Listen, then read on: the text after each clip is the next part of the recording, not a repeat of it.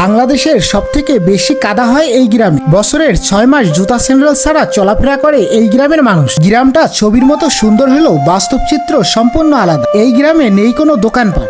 Guys, আমি এখন দাঁড়িয়ে আছি আকসুকনা গ্রামে, অর্থাৎ বাংলাদেশের সব থেকে বেশি কাদা হয় যে গ্রামে, সেই গ্রামটার নামই আকসুকনা গ্রাম। এক ফোঁটা তেল কেনার জন্য নিখিল বাবুকে পাড়ি দিতে হচ্ছে 3 কিলোমিটারের রাস্তা। এখানে দিনের আলোতেও খুব কমই চোখে পড়ে মানুষের দেখা। ভ্যান কিংবা অটো গাড়ি যেন এখানে বিলাসিতার নাম। মালামাল পরিবহন করার জন্য কেবলমাত্র রয়েছে এই গ্রামে একটি ঘোড়ার গাড়ি। বৃষ্টির দিনে গ্রামের এই পাশ থেকে ওই পাশে পৌঁছাতে পারলে আপনার কাছে মনে হবে আপনি কোনো অ্যামাজন জঙ্গল পাড়ি দিয়েছেন। আমাদের ইচ্ছা ছিল সম্পূর্ণ গ্রামটা ঘুরে দেখা।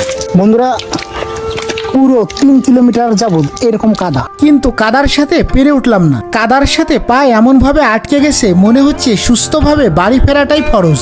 গ্রামটার লোকেশন রাজবাড়ী জেলার বালিয়াকান্দি থানার জঙ্গল ইউনিয়নের অবহেলিত একটি গ্রাম, যার নাম আকসুকনা। সরকার কত পরিবর্তন হয়েছে, কিন্তু এই গ্রামের ভাগ্য কখনো পরিবর্তন হয়নি। আপনাদের কাছে একটাই রিকোয়েস্ট, এই ভিডিওটি বেশি বেশি শেয়ার করুন। হয়তো আপনার একটি মূল্যবান শেয়ারই বদলে দিতে পারে এই গ্রামের ভাগ্যরেখা।